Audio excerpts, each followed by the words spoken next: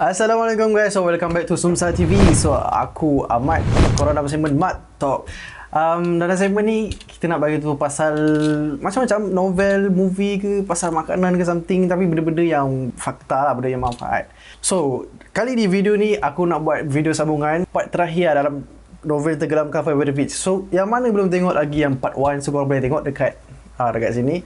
So korang tengok yang part 1, so baru korang boleh tahu jalan cerita yang part terakhir ni, okay? So sebelum tu, korang jangan lupa untuk subscribe, korang like, korang share, bagi tahu kat kawan korang, so korang komen je apa-apa kan? Dan jangan lupa korang tekan bell notification supaya korang tak terlepas benda-benda yang kita orang update lepas ni, okay? So dalam video sambungan ni ada dua part tragis gila kan? Part pertama ni, okay aku nak cerita dulu lah. Masa dia sakit tu kan, dia duduk dekat rumah saudara, macam saudara mara dia lah. Ada orang yang jaga dia, macam sama baya-baya dengan dia, orang panggil Bang Muluk lah. Nama dia Bang Muluk. Bang Muluk ni masa Zainuddin sakit ni jaga apa semua kan. Lepas tu ada satu part ni, Bang Muluk ni dia macam, Bang Muluk ni macam nakal lah, macam gangster semua. Tapi dia jaga Zainuddin ni, dia macam, dia bagi motivasi lah kat Zainuddin ni. Dia kata cinta ni bukan bukan menggagalkan seseorang tu lah. Sebenarnya cinta ni yang membangkitkan seseorang kan. Dia nak kata Zainuddin jangan sedih-sedih tu. Kau up kan, kau buktikan lah kat perempuan tu kau boleh buat kan. Lepas tu Zainuddin tu tak payah makan ubat apa-apa kan. Dia terus bangun lah. Dia terus bangun, dia macam realise lah. Dia betul juga tu. Aku kena bangun ni kan. Aku nak buktikan kan. Kan aku nak mati kan sebab cinta. Macam tu lah, something like that. Lepas tu Zainuddin memang dia termotivasi gila dengan Bang Muluk ni. Tapi lepas tu masa tu Bang Muluk ni macam deal lah dekat Zainuddin. Dia kata aku akan jadi macam kawan kau, sahabat kau, teman kau sampai kau berjaya. Lepas tu pula diorang pindah lah kat satu tempat pula. Diorang Zainuddin ni tak nak duduk situ lah sebab tempat tu mengingatkan dia pada si Hayati ni kan. So dia pun berhijrah kat tempat baru. So dia berhijrah kat tempat baru, dia kerja. Okay, so korang nak tahu lah dia kerja apa? Dia kerja dalam macam buat macam apa, cerita-cerita lah. Kan kat surat khabar kadang-kadang ada macam cerita, macam cerpen macam tu kan. Zainuddin ni dia kerja kat tempat type ada cerita semua. Sebenarnya dia cerita pasal diri dia, tapi dalam cerita tu kan dia buang, dia macam tukar nama dia lah. Aku tak ingat ada tukar nama apa. Dia tukar nama. So masa dia famous, so dia buat cerpen tu memang famous gila lah. Memang orang sedih gila tengok dia punya cerpen, orang baca banyak kali kan kat tempat tu.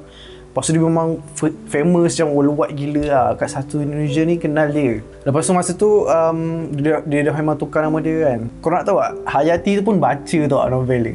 Macam baca lah cerpen yang si Zainuddin ni buat. Tapi Hayati tu tak tahu tau yang cerpen tu Zainuddin yang buat. Kau rasa macam mana? Rasa Hayati tu baca macam ni pasal aku ni kan. Tapi dia tak tahu lah. Dia jadikan cerita Hayati ni suka apa semua. Lepas tu ada macam satu teater ni lah kat tempat tu. Dia nak buat teater pasal yang Zainuddin ni buat cerita tu lah kan. Pasal macam novel tu. Lepas tu dia jadikan cerita Hayati dengan Aziz tu pun datang teater tu. Sekali tengok kat teater tu, yang berlakon kat teater tu bukan Zainuddin, orang lain lah, berlakon. Tapi habis teater tu dia nak perkenalkan lah siapa penulis ni kan. Tengok Zainuddin Hayati nangis babe. Hayati nangis terus keluar balik lah dengan Azizan koyak bro. Lepas tu Zainuddin dah famous, dah kaya raya gila semua. Tapi terbalik lah dekat kehidupan Hayati dengan Aziz ni. Diorang bankrupt gila sebab si Aziz ni dia suka judi, suka main perempuan, macam-macam lah benda-benda yang negatif lah dia buat. Lepas tu diorang bankrupt semua, tak ada rumah. So si Aziz ni pun dia macam tak tahu lah, buntu gila nak buat apa. Dia pun tiba-tiba dia contact Zainuddin ni, kata macam minta tolong macam tu lah. Ya rumah dah tak ada duit apa semua. Lepas tu si Hayati ni malu lah kan, tapi nak buat macam mana, dah tak ada jalan kan. So Aziz ni minta tolong Zainuddin pun bagi tumpang duduk kat rumah dia. Sebab masa tu Zainuddin baru beli rumah yang besar gila, rumah peninggalan macam tu lah. Memang besar macam istana tu. Aku tak tengok, aku baca. So aku rasa macam tu lah. Si Aziz dengan Hayati ni duduk. Lepas tu masa tu juga Aziz macam dah berubah lah. Aziz ni macam nak cari kerja apa semua sebab nak ubah hidup dia dengan Hayati. Ya malu kan duduk rumah member lama-lama kan. Siapa tak malu tu. Zainuddin ni dia terima lah Hayati ni kan. Masa tu dia macam dah lupakan lah. Aku bayangkan dia macam dia lupakan lah cinta dia dulu tu. Dia macam benda tu dah hancur apa semua. So dia bagi Hayati duduk. Masa tu si Aziz ni dia kata dia nak kerja lah, cari kerja apa semua. So Zainuddin kata ya bagus lah juga kan, nanti kau nak ubah hidup kau apa semua. So Aziz ni pergi cari kerja, tapi dapat khabar sedih lah. Sebenarnya si Aziz ni dia pergi, lepas tu dia bunuh diri sebab dia memang dah macam give up lah. Bagi aku rasa dia macam give up gila. So Hayati memang dapat tahu je Aziz bunuh diri. Gila kau, sedih tu. Tapi Zainuddin tak ada happy lah. Dia tak ada happy, dia macam sedih juga lah. Apa hal tu kan. Sebab sedih lah kat Hayati ni tinggal seorang-seorang apa semua. So seterusnya dia macam tak ada lah dia halau Hayati tu kan pergi balik rumah. Tak ada. So dia bagi je lah Hayati duduk situ apa semua. Zainuddin ni dia tetap kerja apa semua. Okay, so bila dah lama-lama macam tu kan, aku lupa nak beritahu. Masa diorang baru pindah tu, masa Aziz tu duduk dengan Hayati first tu, Zainuddin ada kata macam ni. Dia kata kan, korang boleh pergi kat semua tempat kat dalam rumah ni, tapi korang jangan masuk tempat bilik kerja aku lah. Sebab macam rahsia lah, ada something. So lama-lama Hayati duduk situ. Hayati macam penasaran lah. Macam penasaran ni macam tertanya-tanya tau. Dia tertanya-tanya apa benda tu kat dalam bilik Zainuddin ni kan, macam tu. Sebab dia Hayati tak pernah masuk. Lama juga orang tinggal sama-sama. Lepas tu Hayati ni minta tolong Abang Muluk ni tadi lah, si sahabat Zainuddin ni kan. Minta Abang Muluk nak masuk bilik tu. Lepas tu Abang Muluk macam fikir masak-masak. So tu dia ceramah kat Hayati ni pasal kau dah dulu kau tinggal dia macam tu lah, something like that. Lepas tu Abang Muluk ni bagi dia masuk kan. Bagi Hayati masuk. Masuk je bilik tu. Hayati terus macam terduduk, tertengok. Ada satu gambar tu besar gila. Gambar tu gambar Hayati lah. Gambar Hayati tadi je. Kat bawah tulisan tu tulis, pemataku yang hilang. Sedih baik. Kau bayangkan dah lama macam tu, Zainuddin sebenarnya tak move on lagi. Ada cok lah, Zainuddin tak move on lagi. So Zainuddin macam, bagi aku dia tak move on lah. So Hayati tengok benda tu, Hayati macam ni macam ada peluang ni kan. Macam tu lah bagi aku.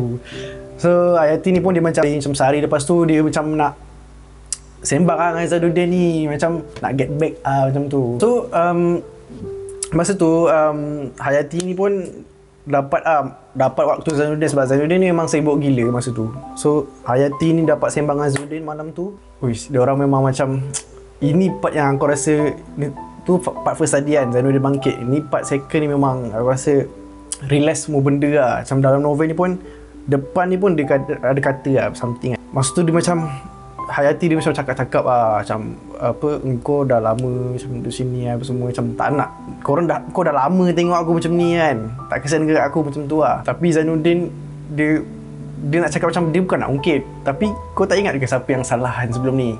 Kau dah palau aku macam tu semua kan, kau dah ikut adat kau apa semua, so kau nak ikut aku macam tu lah dia cakap. So dalam yang paling yang di highlightkan lah, ramai orang tahu lah pasal kata-kata ni kan. So aku baca dalam tu Zainuddin ada kata masa tu, memang aku rasa checkmate gila lah kata-kata Zainuddin ni. Dia kata, demikianlah perempuan, dia hanya ingat kekejaman orang kepada dirinya, walaupun kecil lah, benda tu kecil kan, dan dia lupa kekejamannya sendiri kepada orang lain walaupun bagaimana besarnya. Macam tu, faham tak? Laki buat salah dia ingat kan, orang dia buat salah dia ingat, tapi dia buat salah dia lupa walaupun benda tu besar. So checkmate lah.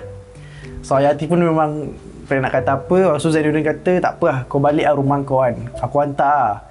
Tapi Zainuddin tak ada hantar pakai kereta kan. Masa tu sama dulu kan dia orang hantar pakai kapal. So kat sini lah terjadinya momen dia. Zainuddin ni dia hantar Hayati naik kapal dia kan.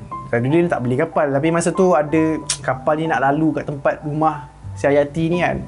So nama kapalnya kapal Vanderwich. Masa tu so Hayati pun naik. Esok harinya Hayati pun balik naik kapal tu. Tapi Zainuddin ada bagi surat. Zainuddin bagi surat macam surat pengharapan macam kau jagalah diri macam tu apa semua. Kalau ada rezeki ada macam tu. Rezeki tu bagi aku maksud macam kalau ada jodoh macam tu. So kat situ pun dah mula sedih Aku dah rasa aura-aura sedih dia bila Hayati ni naik atas kapal, dia rasa macam berat hati apa semua. So memang betul lah masa dia tengah baca surat tu kan, kapal tu tenggelam. Yelah, kalau aku fikir logiknya kan, bila kapal tenggelam mesti macam lemas apa semua. So masa tu memang berita tu Zainuddin tahu cerita tu. Lepas tu dia memang cari kapal tu, yang mangsa-mangsa kapal tu kat mana kan. Zainuddin pergi cari, naik kereta dengan Abang Muluk jauh kan. Dia pergi dia bawa laju apa semua. Ya sebab Hayati dia sayang tu sebenarnya. Dia bukan nak biar je, dia sayang kan. Dia pergi, dia cari, lepas tu dia jumpa. So kat sini momen terakhir dia, Hayati ni macam cakap pasal perasaan dia sayang lagi dekat Zainuddin semua. So Zainuddin pun cakap, jangan mati dulu kan, aku pun sayang kau juga, macam tu kan. So dia pun cakap tapi saya sama Hayati mati lah. Masa tu Hayati pun dia macam dah nyawa-nyawa ikan kan. So kat situ Hayati mati. So itu ending dia. Hayati mati. Lepas tu Zainuddin kena buat move on kali kedua. Dia terpaksa move on kali kedua. Tapi kali ni dia macam tak ada sedih-sedih. Dia kata Hayati ni masih hidup tau, tapi dia masih hidup dalam penulisan dia lah. So dia buat lagi cerita pasal Hayati apa semua. So dia kata Hayati ni masih hidup lah. Dalam masa yang sama Zainuddin dia bina rumah anak yatim. So dia buat amal kebajikan lah, macam nak tolong Hayati. So kalau korang nak tahu kan, kubur Hayati tu dekat rumah Zainuddin. So kubur Hayati tu dekat kat rumah Zainuddin. So Zainuddin memang hari-hari lah datang kan. So itulah sedih kan. So implikasi daripada novel ni lah, cerita ni bagi aku, sejauh mana pun kasih sayang kau tu kan, kau kena ikhlas lah kan. Jangan kau macam tipu-tipu, macam kau nak apa, kau jangan sampai macam kau terpaksa lepas tu terbiasa. Benda tu nanti jadi macam kau tak ikhlas lah kat diri kau, dekat orang lain, kat kau punya circle. Bagi aku kau kena jujur, walaupun apa benda yang berlaku kau jujur je. So bagi pandangan aku kan, dalam video first dulu aku bagi tahu kan, perempuan salah, perempuan yang salah dalam novel ni. Bagi aku tak saya dua-dua ada salah dia. Masing-masing ada salah. Sebab kalau kau tengok kan, masa yang aku cakap perempuan salah tu, macam first tu dia kata macam Hayati ni macam tak nak defend lah dia punya cinta, macam tu lah. Dia macam tinggalkan Zainuddin dan dia nak hidup mewah-mewah kan. Yang the second part yang pasal lelaki salah ni, bagi aku si Zainuddin ni macam ego jugalah kan. Kau nampak dia cari ego, dia macam nak defense juga kan. Tak nak aku, macam tu lah. So dia pun hantar Hayati. Rasa Hayati tenggelam, mati, so rugi lah kan. So moral of the video dia, korang first korang kena jujur lah kan. Korang jujur dengan cinta korang, dengan kehidupan korang kan. Korang nak belajar ke apa tu, korang jujur je. So korang ikhlas kan. Ikhlaskan yang pergi. Macam tu lah, kau ikhlaskan something. Dan macam kau ikhlaskan diri kau. Kalau kau nak dengan dia, kau ikhlas lah kan. Kalau takkan nak paksa. So yang ketiga, so jangan ego. Jangan ego lah. So kau dah besar, so kau fikirlah elok kan. Kau nak pentingkan sakit kau ke, ataupun kau nak pentingkan orang yang kau sayang. Okay, so nasihat aku, nasihat yang aku dapat lah. So korang kalau move on tu betul lah kan? Jangan ada simpan gambar ke apa ke kan. So korang move on je. So korang gerak je lah kan. Korang buat benda yang korang rasa boleh berjayakan hidup korang lah. So ingatlah, kita ada kehidupan yang seterusnya. So okay guys,